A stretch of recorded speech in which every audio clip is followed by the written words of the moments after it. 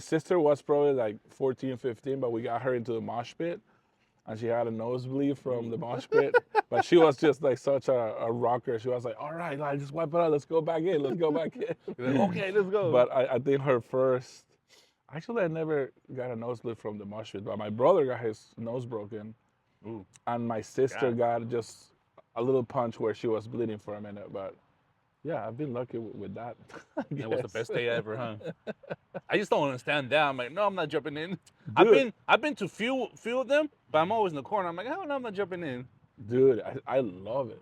I love it. And the first time I went to an underground concert in Peru, I was like, this is dumb. Like, I don't want to do that. That looks, not my thing, not my thing. Then I didn't know any songs. I didn't know any bands. But the music and the vibe just moved me that I got into the pit, start pushing people around. There's some like unwritten rules too. Right. You're not supposed to punch people in the face. If somebody falls, you pick him up. At least the culture that I was associated with ska and punk. You're supposed to be like nice to each other. Yeah. Because I've seen some mosh pits that are like just nasty. But after I did it, bro, I feel like I had gone to therapy or something. Like I slept like a baby. It was like a perfect workout.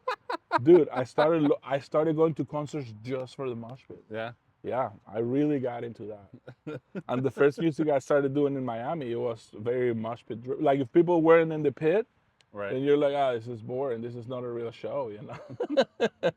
Like in 2005, 2006, I went to the big red farm, and going to San Jose, the flea market. Oh yeah, I see that. Okay. Right, and they had and that time I was like pretty much naive in music. I didn't know much about it.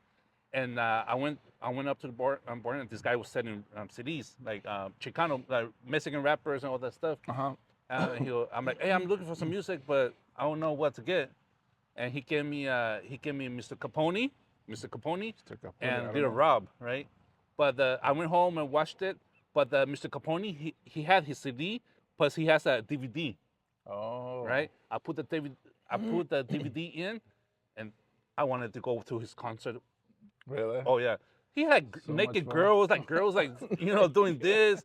He would have girls on the tour bus on him with him and everything. Oh, I was like, you were like, this is the life. I mean, let me go balls, right?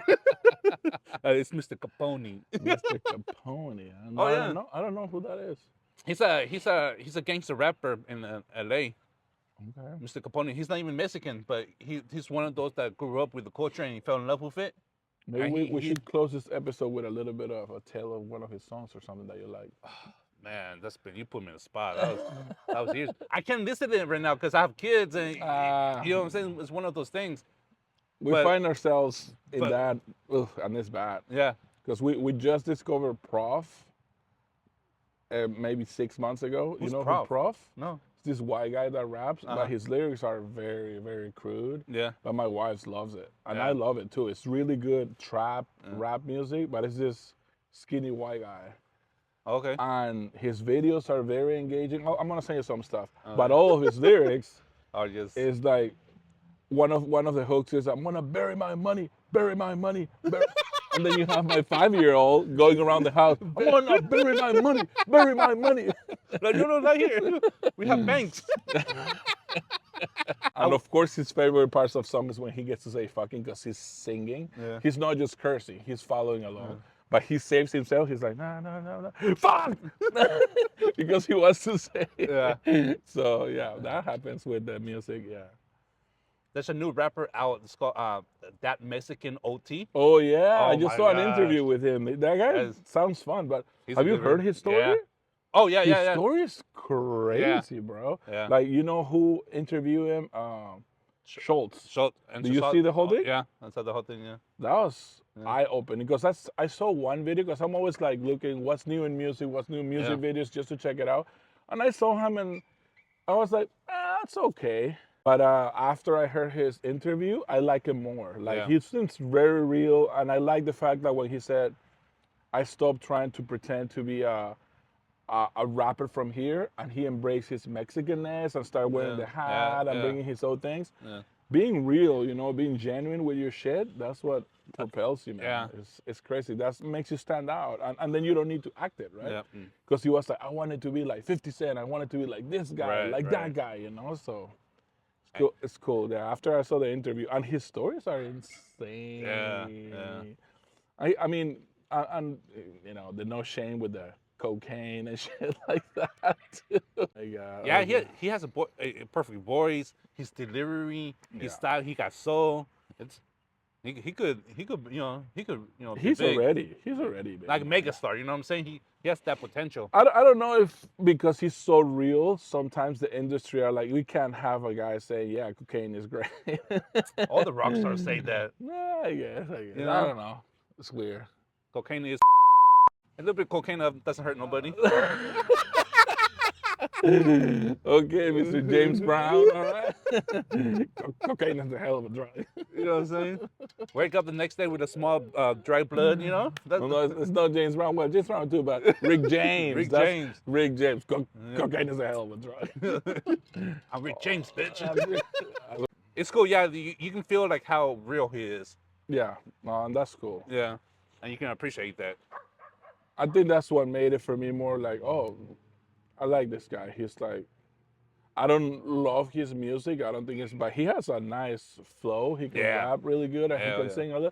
Although Schultz was saying that he can sing amazingly, and then I heard the song where he's singing. He's okay singing.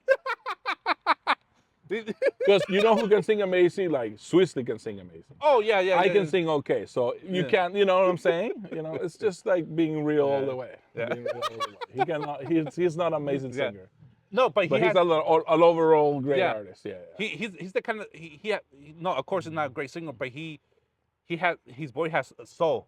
Oh yeah, So yeah, when he for go, sure. you know, you Yeah, can, yeah, you know, when he hits that soul folk music that he likes to play with, like Cowboy Killer. Mhm. He does a good job. He has a new song out. It's called Oops 2.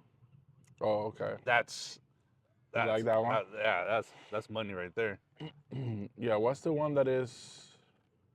Yeah, Cowboy Killer, right? Yeah. That's the one that has the most when he goes into the like a diamond shop or whatever. No, that's the name of the Oh yeah, of the jeweler. yeah. Okay. Johnny Dan. Johnny Dan. Dang. Yeah. Okay, gotcha. Louis Vuitton. Yeah. Little cocaine in my pocket. I'm like, hey, That's it. Huh? That's it. That's Yeah. I don't know. I like it, but I'm also afraid of those drugs. I've never tried them, but I also like it when people own it, because you know so many people who do cocaine, and when they're interviewed, they're like, little weed. It's like, motherfucker, you look like you're coke out of your mind. You just say you do weed. You're giving a bad rep to weed, you know, because weed doesn't do that. Guys like, no, I just like weed. And he's tweaking. I still don't feel comfortable smoking from the people. And Yeah. you know, like, but maybe one day. It's all good. It's all in the future. Yeah. What does OT stand for? You know, Sepa. because OT means overtime. I was thinking overtime. That But Mexican also is occupational therapy. He's your massage guy. Huh? Maybe. You can hire him. old timer. Oh, old That timer, you Mexican think? old timer. Oh, I don't know. I don't know what it Next I time mean, I see I him- Google OT and the most recurring thing was overtime. Overtime. Yeah. It could be overtime. That's more like a rapping name. Yeah. Next time I see him, I ask him. Or maybe he's gonna open a massage parlor. Parlor. Yeah. And then he's your OT, your occupational there you go. therapist. Help you get back into shape. Come in here, that Mexican OT. What's the OT for? Come on. Probably everybody knows except us. I like it how we keep saying, put in the comment, and nobody puts nothing. One day. One day. Oh man, I don't know if I'm gonna. Texas. Out of Texas? That Mexican out of Texas. All right. That makes sense. He That is from makes sense. Texas. Yeah, yeah. He is, yeah. Well, that's what rap is, you know. Yeah. Express Free. yourself at raw. Love it raw.